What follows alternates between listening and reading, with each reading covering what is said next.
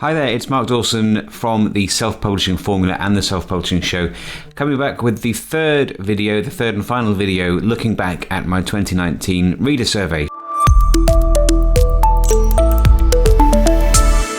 So telling you some things that I've learnt, some things that you might want to ask your own readers as well. Now, as you remember, we've done the first couple of videos and you can grab those in the YouTube channel. Just search back, shouldn't be too hard to find them. But today we're going to be looking at that third and final bunch of questions. So I'm going to get straight into the good stuff here by looking at the sixth question that I asked this year. This is a personal question for me and my readers, so perhaps not completely relevant for you, but the question itself, the aim of asking the question, is just as relevant for me as it is for any other author. So the question was, what's your favourite Mark Dawson character? And the answers come out not surprising, I suppose. John Milton is the one that I'm best known for, and he came out a smidge under 80%. Beatrix Rose came in at 8.3, Isabella Rose at 7.4, and then a little smattering of others with Michael Pope, who's a subsidiary character in some of my books, getting 1.6%, which was the highest of the others. So, of course, that's interesting for me because it tells me what my readers are interested in, and it gives me an idea as to how I might like to proceed with what I'm writing on my schedule for the rest of the year. And if I wasn't in any doubt, this kind of makes it clear that I need to write more Milton books, which is fine. I love writing those books, but it's nice to have that confirmed by my readers. So I'm going to move on now to Q7, and this one is a good one, and it's one that everyone should be thinking about. It's particularly pertinent when it comes to read-through. Read-through is very important when we are looking at our ad spend, working out how much we are getting back for our advert. So if we spend $1, how much are we making through that ad? And what we look at, of course, is not just the purchase on the first book, but if we've got a series or other books under our author brand, how many of those books are people going on to read? So I always ask this question. I think it's a really important one, and it's straightforward. How many Mark Dawson books have you read? Now, the answers come back, and they're quite encouraging. And there is a caveat to this, which I'll get to in a minute, but the one book, so the single book, only 6.1% of respondents come back with that response. Between 2 and 5, we have 26%. Between 6 and 10, 19%. 11 to 14, 17%. And then the biggest of all, which is obviously extremely gratifying, more than 15 comes back with 30.9%. So that's pretty remarkable when you look at that. And then, of course, if you add that up, so just looking at the people who've responded who've read more than 6, it's 19 plus 17, so 36 plus 30, 66% of people have read more than 6 books. So on that basis, you would think it's acceptable for me to set my read-through minimum, the conservative minimum, at 6 books. Now, that might be true. I tend to be a little bit more conservative about that. And the reason is, when you're looking at this kind of exercise, remember that these people are on your mailing list. So they are more likely to be big fans than the general reader who may not want to sign up for a list. These people have given me their email address and are corresponding with me and are prepared to answer a survey like this. So they're more likely to have bought more books. But even saying that and taking these results with a small pinch of salt, I think this is still very interesting information, and it's something that factors into my calculations when I'm working out exactly how much I can attribute to the sale of one book. So definitely worth doing that yourself, just asking your readers how they respond and how many of your books they've read, and then you feed that into the various pieces of information that you take into account when you're working out your read-through. All right, Q8, question number 8, how do you read your books? Again, a question I ask all the time, because I like to keep an eye on trends and how things are developing with how people are getting my books. And the answers come out again. None of these are massively surprising. Print comes in at 3.7%. Amazon Kindle, completely unsurprising. The big daddy here comes in at just under 75%. Barnes & Noble Nook, 1.4%. Apple, 10.4%. Kobo e-reader, 1.7%. And audiobook, 2.5%. Now, that's not surprising. And again, another caveat: for the last 13 or 14 months I've been exclusive to Amazon. So anyone who's joined my list in that period is likely to have found those books on Amazon. So of course they're more likely to report that they read on their Kindle. But before that, I've been wired for a long time. I've been doing this for a while, and I've had extended periods where I've had big presences on the other stores.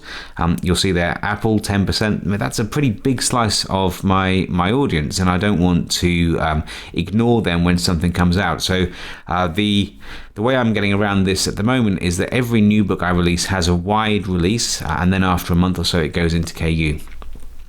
So that makes sure that the 10% of Apple guys, the 1.5% on Barnes & Noble, the 1.7% on Kobo, so just under 15%, they are getting the opportunity when I email out to tell them that they can get any new book that I put out on the platform that they prefer. So bear that in mind when you're thinking about your marketing decisions. You may have been doing this a while. You may get some peace of mind, as I did last year when I asked my readers how many were on Kindle when I was thinking about going exclusive, and seeing that 75% of my audience were on Amazon and would be able to continue to get my books whether or not they're in KU. That's not really relevant. That was the peace of mind and the green light I needed to go ahead and push the button and go exclusive. And as you know, if you've been following me for a while, that's been a really good decision for me over the last 12 months. Okay, Q number 9, question 9 is connected to that, and it is simply asking people who are on Amazon, are you in Kindle Unlimited? And again, I asked this question last year. It came back last year about 25% of my audience were. This year it's come back that 29% of my audience are in KU. Now, again, the obvious caveat, as I mentioned before, you're going to get more this year because I've been exclusive for a year. So there'll be a lot of new readers. Perhaps the difference there, the 4% between this year and last year, they may have only found me because I've been in KU and they've enjoyed the books through their subscription. But interestingly enough, we can look at that now and say that 30% of my audience are in KU.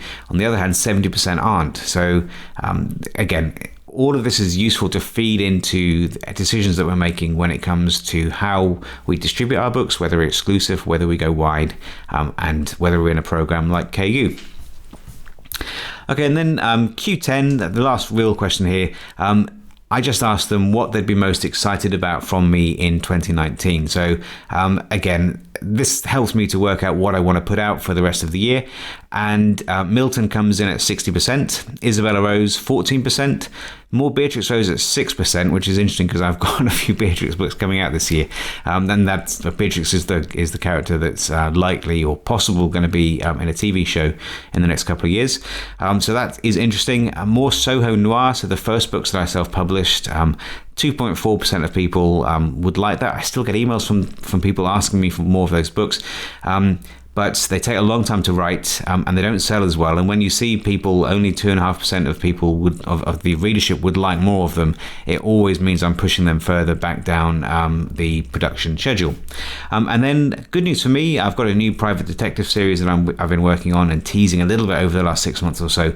And 16% of the audience would like, they'd be most excited to see a new detective series from me. So that again gives me the confidence that I'm not going to be releasing those books or that first book into a vacuum. I know that people are excited about that prospect, and at least the 16% there who've responded are likely to buy it, and I'm confident that more would go on and do that.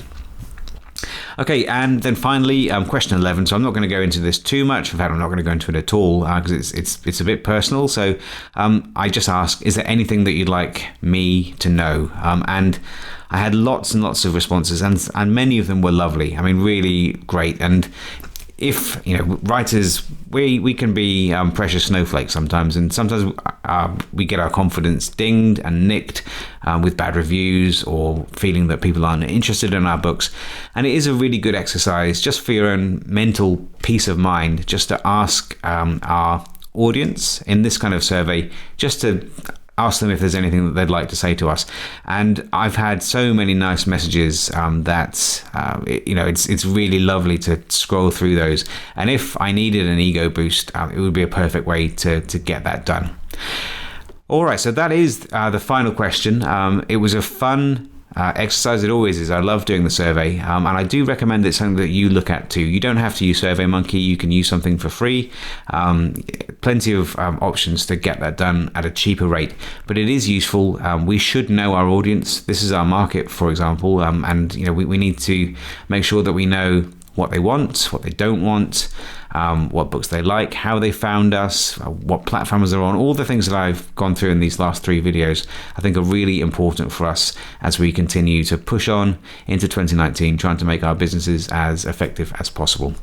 Anyway, I will leave it there. I'll be back on the YouTube channel with much more stuff as we go through the rest of the year. You'll also hear from James, from Tom, maybe even from John. There'll be plenty of stuff that we are really looking forward to bringing to you. But for now, I will finish with this look at the survey from 2019. And in the meantime, I will say goodbye and have a great week or a great few days selling your books. And I'll see you next time. Bye-bye.